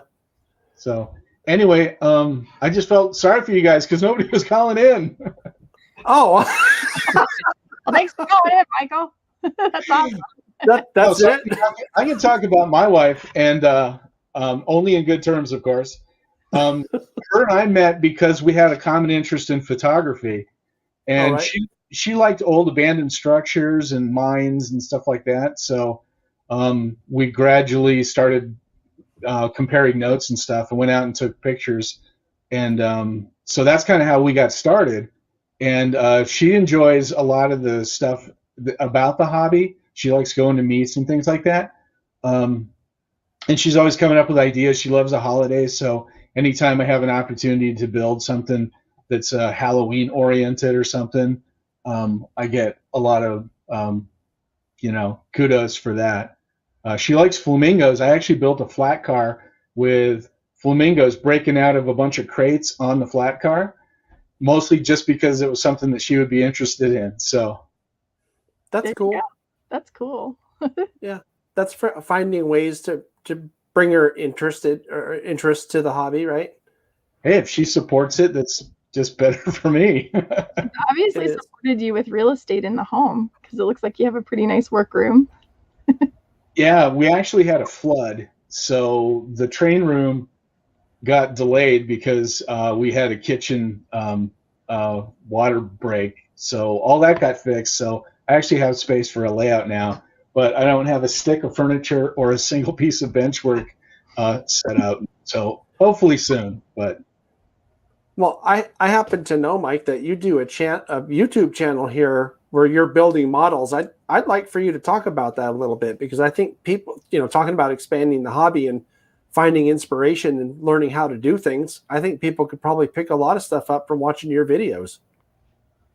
So so that kind of goes two ways. So I do create a lot of videos. I just uploaded one about an hour ago about some stains that a manufacturer on the East Coast, Bollinger Edgerly scale trains, he had come out with 6 stains and just came out with 6 more. So he sent them to me and he said, "Hey, do you want to try these out? Let me know what you think." So I did that, and then I did a couple different layers of each color, and then gave examples of those and uploaded a video. So that actually benefits the hobby, but it also fosters a relationship so that Brian and I can now talk about maybe future projects and things like that, and I can do more kit builds for him. So I've done that with a bunch of vendors, and I decided like 2 years ago when I started doing YouTube, I wasn't going to do anything in the hobby that I didn't put a video on, for better or worse. So there's a lot of stuff that I've uploaded that vendors have helped participate in and given me, kind of nudged me and said, "Hey, if you want to build another wagon, I'll do that." And some of the guys on the channel give me a hard time about that because I'm like the wagon guy. And after building like 4 dozen wagons last year, I truly dislike building wagons now. But I'll do it if I can. But yeah. The point, though, that I was trying to make is that you have plenty of videos that people can learn techniques and tips and seeing how you do stuff. As someone who's built a lot of models, I think they could learn a lot and benefit from watching that. So, well, yeah, if I'm going to buy some stain, I know I can go look at your video and see what they look like and how they work. Right. So before I spend my money, I can get an idea of what it's going to be like. Yeah, and some of the stuff is just like not even about like a kit build walkthrough. There's a bunch of those, but there's a lot of ones that are like how to do hairspray weathering or how to do salt weathering, that type of thing. So those are actually the most popular ones that I have, are those how-to tips and tricks. So yeah, how-tos are pretty popular. I'm kind of excited. I don't know if you're aware of this, Mike or Michelle, but this Saturday, I'm going to have a friend of mine, Rob Spangler from Utah, on, and it's the first time we've ever done this. I don't even know what to call it. So I called it TSG Model Railroading Live, because that's what it's going to be. Rob is going to talk about building a signature industry on his layout. And he's going to go through the entire process of how he came to first to choose the industry, and then the research that he did to make it happen. And he's going to show like in progress pictures of the structures as he was building it. So it's pretty cool, and I'm pretty excited about that. So if you have time, or if you're going to be around, it's going to be at 9 on Saturday, 9 Pacific time, 9 in the morning on Saturday. And there's a lot of stuff going on Saturday. I think that NMRAX might be doing another show. We have a PCR thing. That's my local NMRA deal, that they're doing something. There's something else called Hindsight. It's really kind of frustrating, because I planned mine sometime a month or two ago. I didn't have the slightest idea that everybody was going to choose, what is that, the 20th or something, to do their own thing, or else I would have done it some other day. Yeah, but once you're on, I mean, there's a lot of content out there, and what I've noticed is the more I sign up for, the more alerts I get. And I mean, I don't go more than 30 minutes without getting 5 or 6 notifications that somebody's uploaded some content. So, right. I mean, the fact that it's out there, people can always come back and find it. I mean, some of my most popular builds or videos or walkthroughs or anything were, from like 2 years ago, and people are still finding it. So, right. Somebody in the comments is asking, I think it's directed toward me. They want to know if there's any N-Scale Fridays upcoming. You're in luck, because there's one this Friday. So, right, I take a look at the Microtrains High Cube TTX, that yellow boxcar that they came out with, or coming out with. So, I just had a squirrel moment. There's a comment that from Michael McCarville's channel, I learned that Craftsman kits are scary. Yeah, Michael, I've watched a couple of your videos, and I agree. I remember you had on, and you opened a kit, and there were all these windows, and I'm like, oh my gosh, I'd have to figure out which windows went where, and I was like, you know what? It was probably that one right there. Yeah, it's got 96 windows. Yeah. Yeah. So I just got the expansion. So that's actually a kit that's actually 3 kits, but they broke it up. So that one is actually 96 windows, and I got the second piece, which is the boiler house, which goes onto it. So actually, there's more windows. So add another maybe 20 or 30, and then there's supposed to be another one that goes on, that bolts onto the back of it. So, yeah, I mean, they're scary when you start them. I mean, I'm not gonna lie. The first one I said, well, I've got a garbage can right underneath my desk. If it doesn't work out, it's going in there. It just takes practice. I mean, it's not difficult, but I think patience is a lot more important than skill. Yeah, I think that's a great comment. Have you ever had a model where you got to the point that you couldn't fix it, so you modified it? Like you couldn't make it exactly like they said it, so do you just modify it to what works with what you've got? Have you ever done that? Yeah, I mean, I'm probably modifying them constantly, because either I see photos that I want to adapt it to or something. So I'd say most of them don't get modified, but I usually don't botch them so bad that I have to come up with a completely different, like a depot turns into a windmill or something. Right on. Well, I think, give me 1 second, guys. I just have a question for someone that I need to type in here. So I will tell you, I used to do cross stitch, which is like you count the little squares and you stitch the axes. And I made this beautiful house picture for my mom. But I did all the windows first, and I saved the roof for last for some reason. And I screwed up this one wall. So I had to redesign the house and change the roof line to make it work with the windows that I accidentally did wrong. And so that's really what came to mind when I was asking you that question. So my house is not like the pattern anymore, but it works. It's a house. So. So I think that happens. Michelle, the last thing I saw you building was like a tobacco barn or something. So Yeah. how'd that come out? Well, it's not done because I don't know how to do the metal part, and now we're finally open, and I have people I can ask for help, but now I'm too busy when we're open.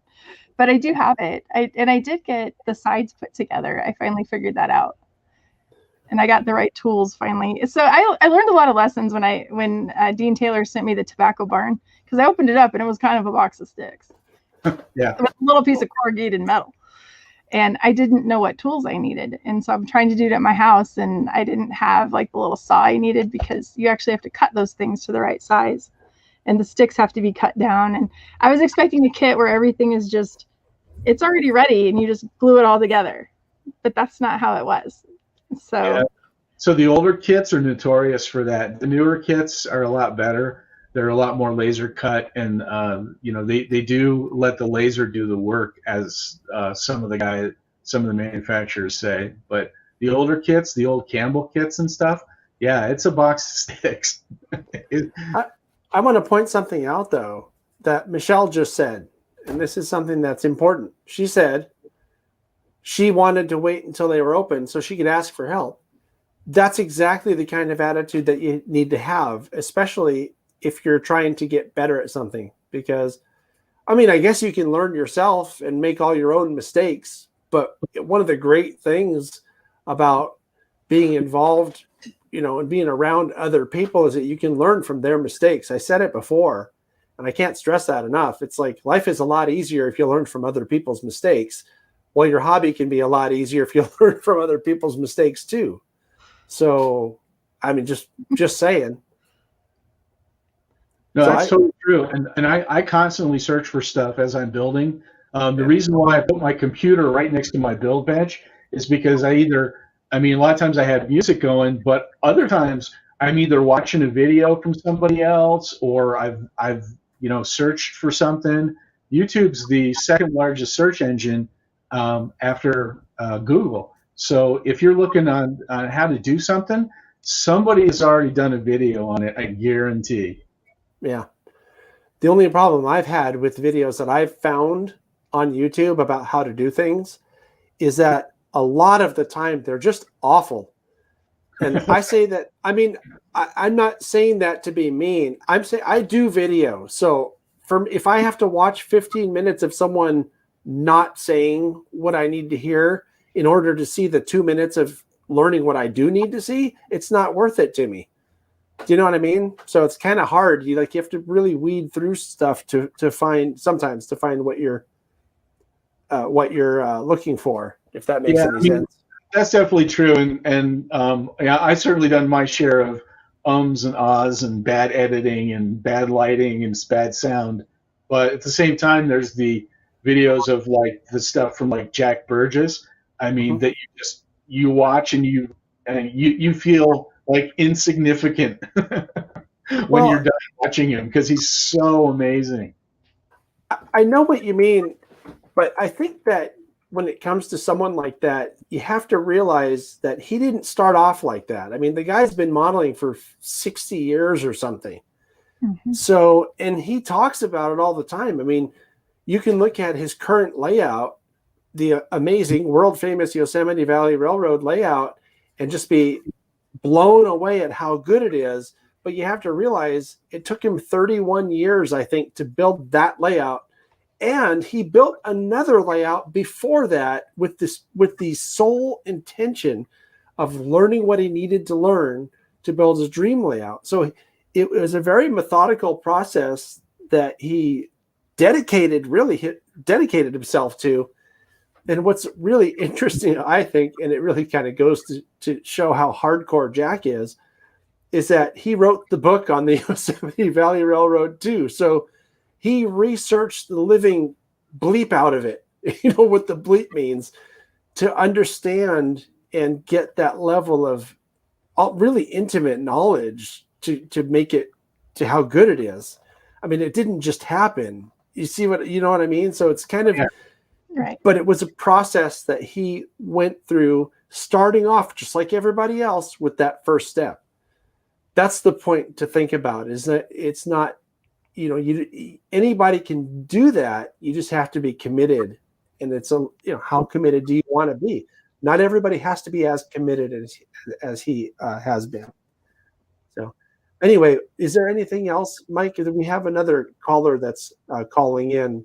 Did you have any comment about whether you think we should be doing the show, or what we should call it, or what we should talk about? I have no comments. Okay. Well, thanks for calling. Thanks for feeling sorry for us and calling in. Yeah, I really see you, Mike. I appreciate the time, and you guys take care. Excellent. Thanks, Mike. Okay. See ya. Bye-bye. All right. Oh, there he goes. Okay. So we have time, I think, for one more call here. So we're going to bring in my friend Murf, if I can get him added to the stream here. Oh, there he is. Hi, Murf. You finally got your technical issues sorted. Hi. Yes. After you give Opera permission and all that, you have to reboot Opera or stop and start Opera, and then everything works fine. It's all great. Oh, well, Murf, this is Michelle. Michelle, this is Murf, my friend. What's on your mind, Murf? Or can I ask you the question about whether we should do the show every month or not? I think it's a great idea. I think the biggest thing would be, it'd be really cool if we could kind of get a regular set of things that we discuss each month. Mm-hmm. Maybe a little bit of what's on your workbench, what trains are coming through, all that kind of stuff. And I think it'd be really kind of great. And then also any activities in the area as things hopefully start ramping up would be really cool to be able to see again, This is good. A message of going forward and happiness and all that. So that would be my big thing. Okay. All that being said, I didn't do anything on my railroad this week.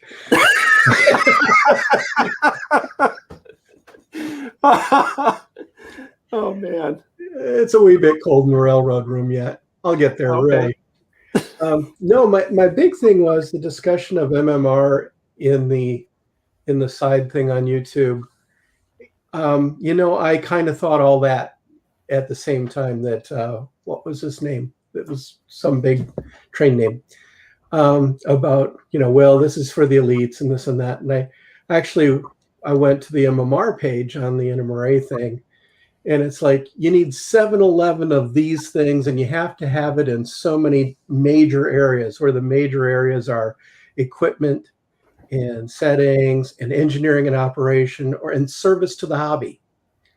And so I've seen people that, I'm like, well, I'm as good as they are, just kind of pick up and they go through the things and they just pick them off one by one. I don't think it requires you to be like a special hyper kind of model or anything like that. You just have to get a plan together and kind of do it. But the other major thing is you have to decide whether you really want to do it or not. Right now, I'm not quite in a position where I'd want to do some of the things. And I'm like, okay, that's fine. Although then I'm starting to look at it, it's like, well, I could kind of plink away at a certificate for this. I'm designing a layout. I've been on some videos, and the NMRA is getting better about supporting doing things. It's taken a bit, but that's okay. You don't always want things to just kind of swiftly move over, I guess. So I think there's a lot there. And really, as I said in the chat, it's just it kind of provides a framework by which you can make your modeling better, or the amount which you interact with the hobby. And obviously it's a little bit harder, I think, if you're many miles away, but I've even heard some MMR judges talking about doing video judging, which I imagine is happening a lot more now than it used to be.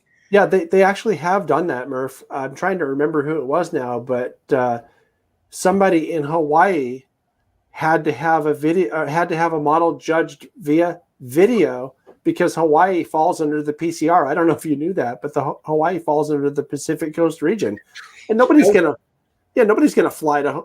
I mean, it would be a great excuse for a vacation, right? Right. But I don't think most people are going to fly to Hawaii or have them fly here just to judge a model. I mean, think about that. Right. So, part of it is a lot of people like to kind of flog the NMRA because of things they've done in the past and that sort of thing. There's some people really making some changes now, and I think it's worthwhile kind of keeping your eyes open. Gordy over in the UK going for president. Yay. I think that's great. He's the guy that's promoting all these NMRA-X and things. Right. And this is the future. This is where we want to go. And when I say we, it's like you can talk about the NMRA, but if you're a member, you're part of the we. And if you aren't part of the we, maybe you should be, so you can make us a better we. Yeah, that's what I was talking about before, being the change that you want to see in the organization, because you can. Yeah. There are larger sort of structural things that are harder to change. But if you had a bad experience with a rude person in your local chapter, then you can join, and the next time you see someone coming for the first time, you can be the nice person that rude person should have been to you. Yeah. It's just that, it could be something as simple as that would make the difference. And I don't know how many people are listening that are from the West Coast, but really we're really lucky to have the people we have out here. I can't think of a nicer bunch of guys that all have a ton of knowledge and are willing to share and willing to help out and not knock you down or anything like that. So. Right. Yeah, I agree. I went to the PCR meet about a little bit more than a year ago. And what was interesting, I mean, I already knew most of the people there from doing videos, but everybody's just so easy. They're cool. Everyone's cool. I mean, there's no, I don't feel like there's any egos in the room and they're going to be like, oh, well, you suck. I mean, it's just not like that. Yeah. That may not be the case everywhere, but that is something that if it's the case where you live, then you join and you change it.